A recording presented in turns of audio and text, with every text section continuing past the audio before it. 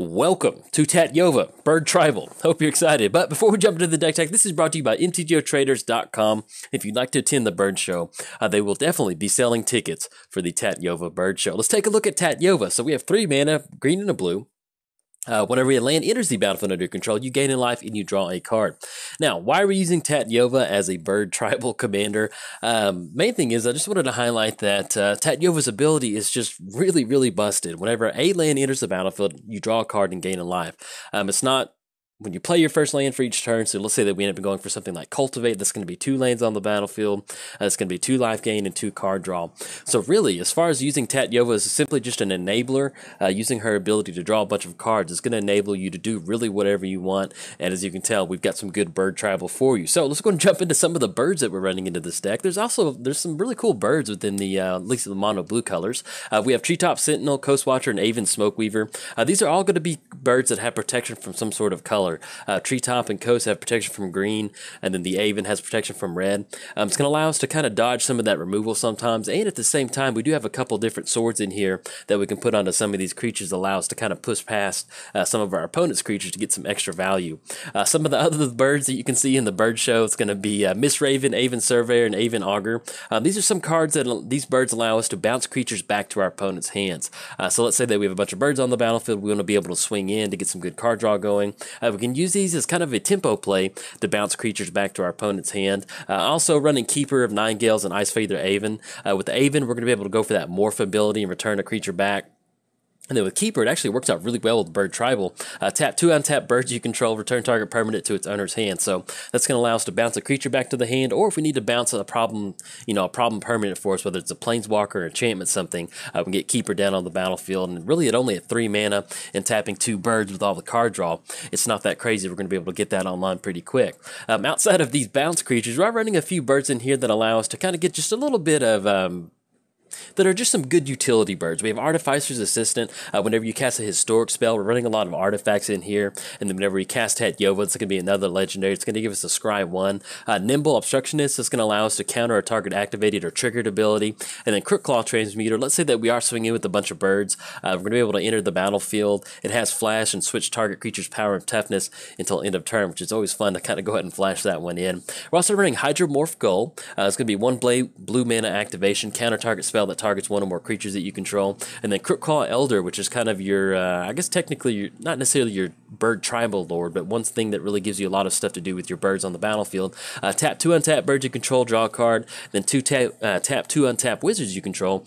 Target creature gains flying until end of turn if we need to give Tatyova flying for some particular reason. Another good thing that birds are really good at, it's going to be manipulating the top part of your library. So we have stuff like Spire Owl enters the battlefield, look at the top 4 cards, put them back in any order.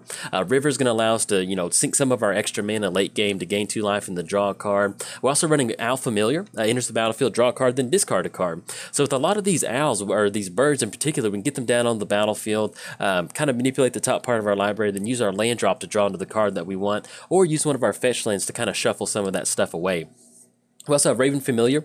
Look at the top 3, put 1 under our hand, rest in the bottom. It does have an echo cost. And then Mind Streaker. It's going to allow us to, let's say that we are swinging in at our opponent. We have a bunch of mana. We can dump it into that activation and give that +X to Mind Streaker to deal some combat damage to our opponent. Now, one thing that birds really, really enjoy, and that's going to be shiny things. They love collecting shiny things. And so we have some good shiny things for them in the deck. We have Sword of Feast and Famine and Sword of Fire and Ice. Metallic Mimic's another shiny thing they really enjoy. It's going to give some additional +1 counters onto those creatures.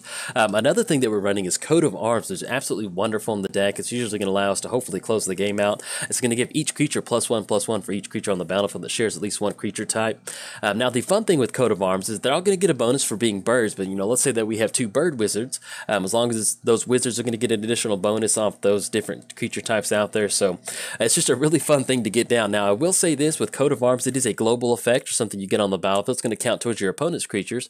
So if you're playing against a tribal deck, like you may have noticed in one of my videos, I get to play against the Dragon, it's kind of like it's a weird sequencing to get it down to where we have to take advantage of it first before our opponent. And we're also running Life Crafter. It's a really good thing. We have a lot of creatures. They have a low converted mana cost. We're going to have that scry at the beginning of our upkeep, and then we can pay 1 green mana to draw an additional card. Now, what are we going to do with all these birds on the battlefield? We're running a couple Overrun style effects. We have Overrun.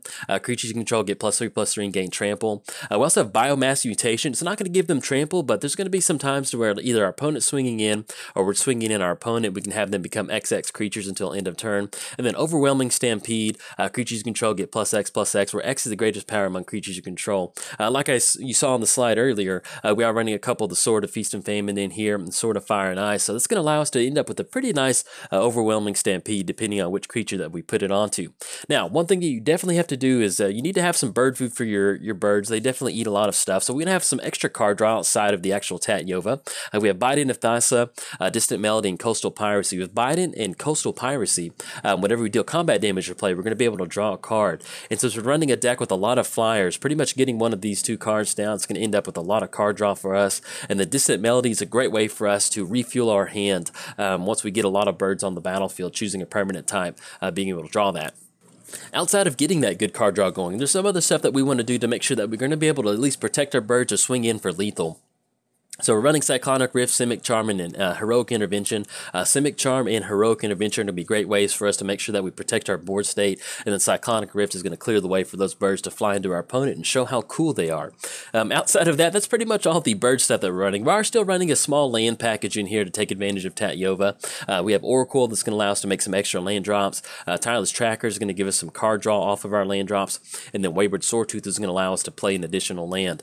Since we are running so many creatures in here, we're going to get to the City's Blessing really quick with Wayward Sawtooth, so we'll have at least a 5/5 blocker or attacker at our disposal. That's going to be it for the deck tech. I do have, actually I'm running Exploration and Crucible of Worlds, getting those extra lands going and being able to play lands out of your graveyard. Now, that's going to be it for the deck tech. I do have 3 gameplay videos up for you right now if you want to go check it out, check some awesome bird tribal. And yeah, if you enjoy, I had a lot of fun recording it, and I hope you enjoy watching the game. So if you enjoyed the video, like and subscribe. Thanks. Bye.